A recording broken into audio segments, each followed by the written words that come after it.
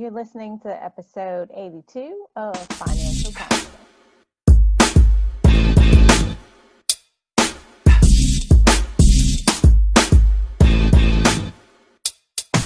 Hey, and welcome to Financial Confidence. I'm your host, Lynn Demmons, and we thank you so much for joining us here at WYTV7.org. Whether this is your first episode or your 82nd episode, we thank you so much for joining us here where we are having true confessions and conversations about your finances. Our guiding principle for this show is Matthew 6:33. But seek ye first the kingdom of God and his righteousness, and all these things shall be added unto you. Yes, we also implore that you pray over your finances so you can do what you're called to do. That's to build generational wealth. Yes, leave an inheritance for those children, for the children's children. If you will, take a moment and bow with me. Lord, help us to value the things in this world that are really valuable. That's our relationship with you, our lives, and our families. Help make us responsible stewards of your financial resources, and let us trust your holy word, your eternal glory, and our son Jesus. In his name we pray, amen. Guys, we thank you so much for tuning in for this episode of Financial Confidence, where we'll be talking about the C word today. Yes, your credit. Whether you're dealing with your personal credit or your business credit, there's always something that we can do to get to our next. Whether you want to go from a low credit score for your personal credit up into the 800s. How do you actually do that? What are the steps you need to take? Well, this is the show for you. You're in the right place with the right people doing the right thing at this time. All you have to do is take action on the information you receive, be intentional in those actions, be consistent, and you will achieve those results. Also, for those of you who are out there, you started that new business because you've been listening and you were making your money, keeping your money. Now you want to also grow your money, but we also need to build business credit so that you're able to grow that in the right way if you have started on that business venture. So making sure that, you know, you're checking on your Dun and Bradstreet in your business to ensure that you are building a credit profile for your business so you don't have to use your personal credit to guarantee those business credit cards, business loans, whatever the case may be. Your business can stand alone. There are simple steps that you can put in place. No, this won't happen overnight, but it can happen within a short time frame if you do your due diligence in getting everything set up the right way, paying in a timely fashion, and moving to your next level, guys, because we all know, we've heard the saying over and over and over that cash is king. Well, in actuality, guys, cash is not, because cash goes away. Cash can be destroyed, but your credit, that's something truly, totally different. That's next level conversation. How do you now utilize your credit to be able to build generational wealth? That's the true way that you're going to be able to do it using other people's money. But there are some concepts, there are some things we need to get in place so that we can get to that level. So we don't want to get ahead of ourselves. What I want to share with you is an actual training that I've completed on how to build that business credit. So today's show is what to do if your credit won't get it, right? Some of us, our credit just won't get it for us.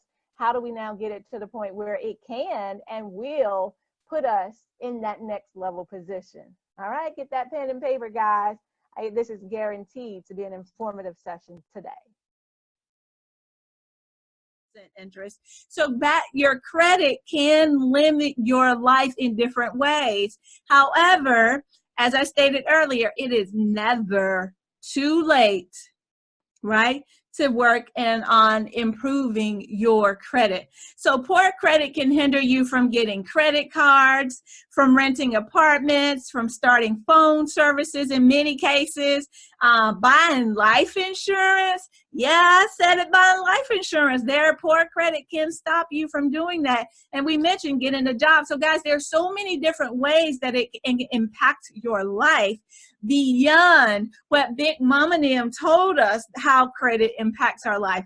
You know, that the story that was shared from generation to generation was credit and getting into debt is really bad, but there are some things we can do now that we can choose to leverage, right?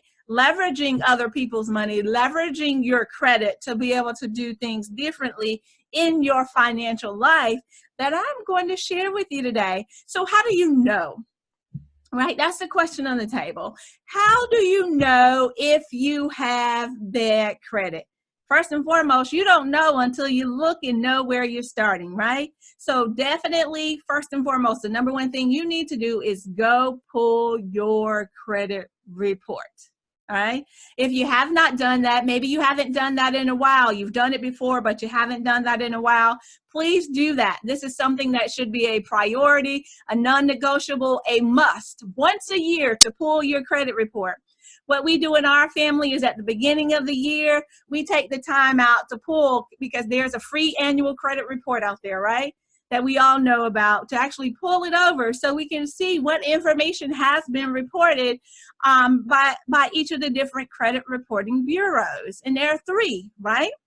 So this is the information that's on file that these folks have captured from this data dump, if you will, and they call that your credit report. So make sure that you get your credit report. You can go to the annualcreditreport.com to actually see a copy of your credit report. It's free. It's also free. Remember this, it's also free if you've been turned down for credit. Then you can go and say, hey, I would like to have a copy of my credit report so that I can actually see those areas and the things that are causing me to be denied for, this car loan or this home loan or whatever it is. I can't rent this apartment, or I didn't get the job because, right? You can go in and look. There is a charge of about $10 per copy if you want to also get your scores, your credit scores or your FICO scores on your credit report. But just to see those things that are listed on there, you can go to annualcreditreport.com, download that for free. But I highly recommend that you do get your reports. So you say, who are these credit reporting bureaus then, Lynn? Contrary to popular belief, they are not government agencies, okay? Credit reporting agencies or credit reporting bureaus are not a government agencies. These are just companies in which these other entities have decided to report to. So they're essentially collecting data on you. And in many cases, they take your data and they sell it to other companies that are looking for people like you to potentially solicit for credit cards or loans or whatever the case may be. So they're data dumps. To borrow from a term used earlier. So those 3 credit reporting, those 3 credit bureaus are Equifax, Experian, and TransUnion. And you've heard of all 3 of those before, but please know, if you didn't know that, they are not government agencies. These are companies out there that have taken advantage of the opportunity to get your data and now sell it to others. But because of the fact that they take your data and they sell it to others, your credit score is very important. It's vital to your ability to be able to leverage other people's money to change your financial situation. So what are those items in your credit report? There's information about your past credit that's in there for years, as well as your current credit. So any credit cards you've had, any car loans, your mortgage. It has information about credit accounts you've had in the past 7 or 10 years if you file for bankruptcy. So you'll see all of that information reported on there. However, the reason that we say to check is because maybe there's some misinformation that's been reported and you were not aware, and it's causing some negative opportunities within your life. So we'll get into that a little later, but make sure you do that. That's priority number 1. Pull that credit report, okay? So in looking at your score, you say, well, Lynn, then what is this FICO score, right? What is in my FICO score? The number 1 component of your FICO score is your payment history. How well do you pay on the information, on the things that you have borrowed, okay? So your payment history, which makes up 35% of your FICO score, is very important. In looking at your payment history, it's just whether or not you pay on time. And what you can do in the event, you know, we all understand things happen in life, right? If you do happen to slip up and you miss one payment, right? You miss one payment, say your payment's 30 days late because, you know, something happened. Maybe you were going on a trip or a vacation and you missed payment for that particular item. There's a such thing as a goodwill letter that you can write to the company and actually ask them to forgive that, if they can remove that. And in many cases, they will. Sometimes it doesn't even require a letter. Sometimes you can call them up and ask that that's removed. But most opportunities, it depends upon the organization or the entity that you're working with, you may need to definitely put it in writing. I highly suggest you put everything in writing so that you have a record of it, because you want to cover yourself. So 35% of your score is your payment history. So make sure moving forward that you pay on time. The minimum balance, if you want to put extra toward it, it doesn't matter. Just make sure that it is done on time. And if you foresee something that's going to happen, make sure you call. Give a courtesy call up front so that you can make some sort of negotiations on your behalf that are going to be beneficial to both parties. The second most important thing is the amount owed. What is the amount you owe, okay? So looking at the amount owed, so let's look at your credit. You have different types of things on your credit. You have revolving credit or you have fixed credit, okay? Your revolving credit would be your credit cards and things of that nature that are going to replenish. So if I have a $1,000 credit card and I spend up $500 and then I pay that $500 off, I still have $1,000 worth of credit available to me. So that's revolving credit as opposed to fixed credit. Fixed credit would be like my car loan. My car loan is $20,000. I pay that off, $500. And now it's come down to $19,500, right? That's what I'm paying off. It doesn't revolve back to the $20,000 available to me in the same way that the revolving credit does. So revolving credit is huge. When we talk about the amounts owed, this is the huge portion of your FICO score. So looking at your revolving credit, what's available to you. As long as you keep that, your utilization, your usage below 30%, okay? Make sure you keep that usage below 30%. Dare I say, try to go to 10%. But as long as you keep it below 30%, that's favorable and that works in your favor as far as your FICO score is concerned. So let's say you have a credit card for $1,000 and you've spent $800 on that credit card. Your credit utilization is now 80%. So you owe 80% of the credit that you have available to you. And that's considered to be risky for many creditors when we're looking at this. So what you do now, if you are in that situation, and many of us may be in that situation, there are a couple of things that you can do that can now boost your ability to improve your FICO score. And one of those is an authorized user, okay? You can become an authorized user on a willing participant's account that you know they have a high credit available opportunity and low usage, okay, for that particular credit card. So let's say, for example, my son has a $20,000 credit card available to him, and I know he doesn't use more than $1,000 on that credit card. So I can now ask my son if I could now become an authorized user on his credit card.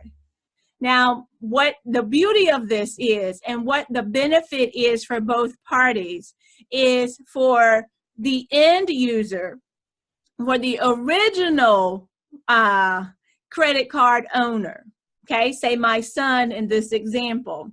For him, the beauty of it is he can now help me out because he has a good credit availability on his credit card. He's making me an authorized user on his credit card. But the thing that he knows is I don't have to have access to that credit card. I don't ever have to have it in my possession. He can request that the credit card come to him, or he can request that no card is actually issued, okay?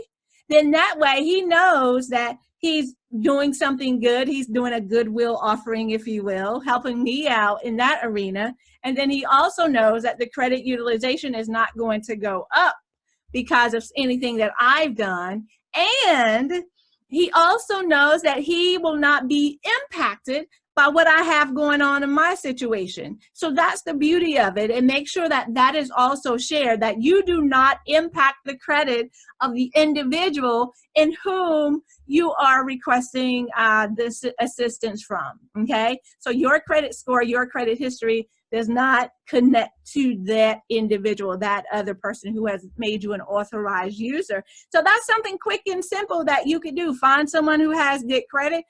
They must be a willing participant now, a willing participant who is saying, okay, yes, I'm willing to do this for you, give you access to my American Express card, so that now you no longer have that $1,000 credit card with $800 utilization, making it 80%.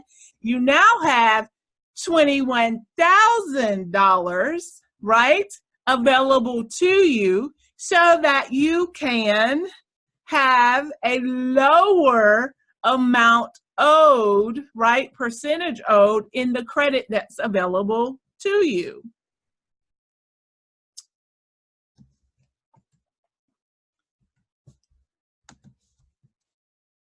So a couple of things to remember.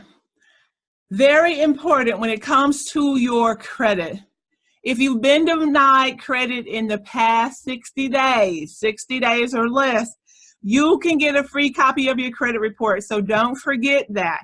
You have the right to correct any errors in your credit report that you notice when you make this request. So ensure that you do that in writing. There are several things that you can do, and I also have available an actual course that will share with you how to do that. Gives you all the templates, the letters you need to use. It's only $9.99, all right? Get what you need to do to move to your next. The length of your credit history is also very important when it comes to your FICO score. How long have you had this credit available to you? Other portions of your score that are very important, in addition to the length of the credit history, of course, having 5 years is typically on the bad side. You want longer credit beyond 5 years. You want to have that credit available to you 15, 20 years on down the road. The good part of this conversation is that this is only 15% of it. So some of you are just now starting out, or you're starting over, and you're like, I can't make years just poof out of thin air. And I get that, right? But know that that's 15% of your opportunity. So when you get that authorized user, perhaps maybe they've had their credit card for 15, 20 years, then that would be a great opportunity for you to capitalize on two things, credit utilization, or the amount owed, as well as the length of your credit history to help improve your credit score. Another little known fact that you can do today is new credit, applying for new credit. You say, well, wait a minute, Lynn, I'm already challenged in obtaining credit anyway. I cannot get another credit card right now because my credit score is low. However, if you're able to achieve the paying on time from here on out, you get an authorized user. That's now increased your opportunity. Now, this is going to give it about 60 to 90 days, right, so that you can improve a little in those areas, then go out and try to obtain new credit yet again. The beauty of this is that there are continuous opportunities as long as you stay consistent. And this becomes a non-negotiable for you, that you stay on this path and continue to work on this. Another key benefactor of your FICO score, or a key contributor of your FICO score, are the types of credit that you use. Yeah, we talked about revolving credit. We talked about fixed credit. So make sure you have a mix of credit, not just a mix of credit cards and then store credit cards, but a mix of credit on your account. Maybe your mortgage, your student loans, personal loans, in addition to credit card loans and auto loans and things of that nature. So try to get a healthy mix of credit available to you as well, because that comprises 10% of your score. So this is very important to note as you're working through this process to improve your credit, that you have all of those things available to you. And if you do notice things that are incorrect, you can have that inaccurate information removed. One little known fact is that because credit agencies or collection agencies, they tend to sell debt over and over and over. And one little known fact is, if they cannot prove, if they don't have something with your signature on it saying that you are responsible for this debt, then there's an opportunity for you to have that removed as inaccurate information on your report. So you do have an option to correct those errors that may show up on your report. All you have to do is send those letters out. And what I do to help with this process, you send this letter out, give them 30 days to respond, okay? Some of the institutions may respond right away within that 30 days and go ahead and make the necessary changes, but some, it may take you 120 days. So that means over that time frame, you have to send out 4 letters to them requesting that this information be removed if they cannot verify this is the correct information that should be reported on your report, that's an error. So you have the right, that is the Fair Credit legislation that has been released, that they have to have documentation that this belongs to you, and you can have those things removed from your credit reports. So in thinking about that, sometimes some things are more difficult to remove on your own, and it depends. It varies from situation to situation, and I know oftentimes you don't want to hear it depends. You want one concrete answer, but there's no one solid answer. Your situation is not the same as my situation, is not the same as the next person's situation. So do credit repair companies help fix bad credit? Yes, there are some reputable companies out there that can do this legally, but you can do it yourself if you choose to put the work in. Credit repair companies do charge you money to be able to offer you this service. So, and sometimes it's a lot of money. So you have to weigh the options. What's most important to you? Do you want to spend the time to actually go through this process and pull these things through, or are you in a situation where you truly need someone to actually come in and help, okay? The number one thing that you do have to remember, though, if the information is accurate, no one can legally remove accurate negative information from a credit report. That is illegal, all right?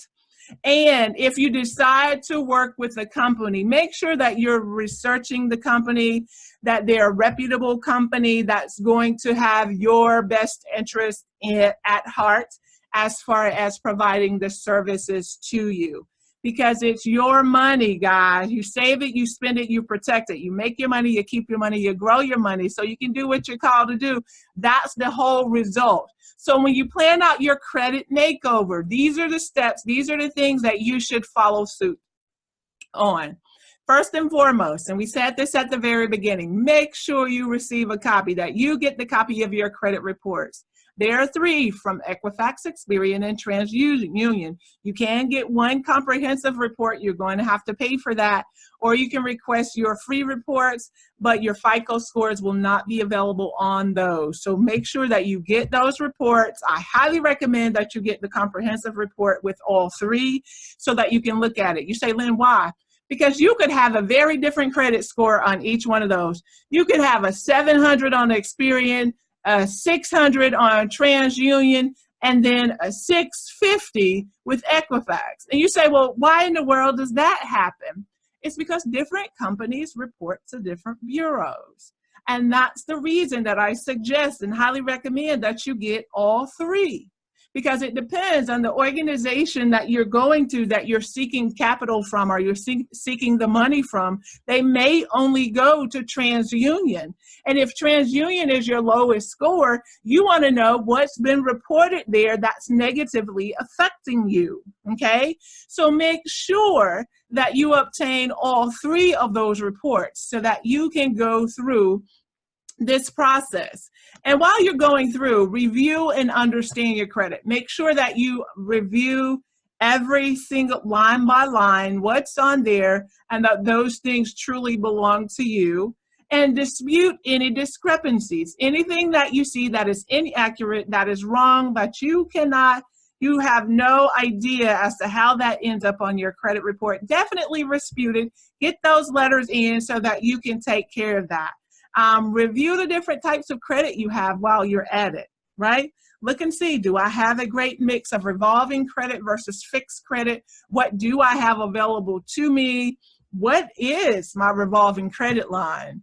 And make sure without a shadow of a doubt, no matter what you do from here moving forward, that you make all payments on time, whether you're paying the bare bones minimum payment on every item, or if you want to pay extra. Make sure you do that. And in doing this, continue to keep your credit usage or your credit utilization below 30% of the credit that's available to you. In this process, while you're working on this, you are paying down debt. So make sure that you're intentional in your focus to pay down debt and maintain your accounts long term. Just because you pay something off, do not close it out, because that also can impact your credit, okay? Do not close it off simply because you've paid off the credit card. Keep that open and available to you, okay? Maintain those accounts for the long haul, all right? So these are very important tips, guys, that you can do in order to improve. So you say, how do I get started? You have 2 options. You can do it yourself, or you can hire a financial rebound coach. Dare I say 3. You can hire you a credit agency that actually provides this service so that they can go through a credit repair agency that's going to go through the process for you. Of course, do it yourself may take a little longer. However, it's going to cost you your time, but you get the knowledge. You get the experience and expertise, and it positions you in a different way when you know exactly what's going on with your financial situations. As stated, I do have available to you a credit repair course with the downloads and the templates that you can use. It has all the letters and everything available to you. It is a special for those of you who view this video. It is $9.99. You cannot beat that to have everything at your fingertips. It gives you a review of the information that I'm sharing today. You'll get a copy of this recording. You'll get the materials download that goes into more detail. And it actually has a workbook embedded so that now you can also use that to teach your children or to teach others. You can take this course on the road and teach others, whether they're in your church, in your community, in your own businesses. So there are different opportunities for you. If you go to bit.ly/Demmons credit, you can get that course for $9.99. However, if you feel you need something more extensive, you say, well, Lynn, that's great, but I need some additional help because I'm feeling stressed about money in general. Then Financial Confidence Now Academy is the option for you. That's your solution. In this academy, you'll gain knowledge of how to secure your financial future, understanding that there are some issues or concerns right now, or some areas of opportunity. That's what I call them. Those are areas of opportunity for growth. You not only restore or improve your credit, but you can understand your financial psychology, your money mindset, and how that impacts your finances, and what are the things that you need to do to level up. How do you get to that next level so that you're not only repairing your credit, but you're also saving, you're also investing, you're also, helping to build generational wealth. You're protecting your money as well. You're introduced to investing and so much more, guys. That's the Financial Confidence Now Academy, and it's available to you. bit.ly/FCN Academy, Financial Confidence Now Academy. It is an opportunity, guys, to take you to your next level if you want it. Guys, I'm Lynn Demmons, America's #1 financial rebound coach, and I invite you to contact me and follow up with us over at Demmons Enterprise. Go to demmonsenterprise.com/services. You can also find us here on Facebook with Financial Solutions, Twitter at Demmons Speak, Instagram, of course, at Demmons Speak. Use this link to sign up for Financial Confidence Now, bit.ly/FCN Academy. We thank you so much for spending this time with us. Go out there, change your financial future by taking the next step.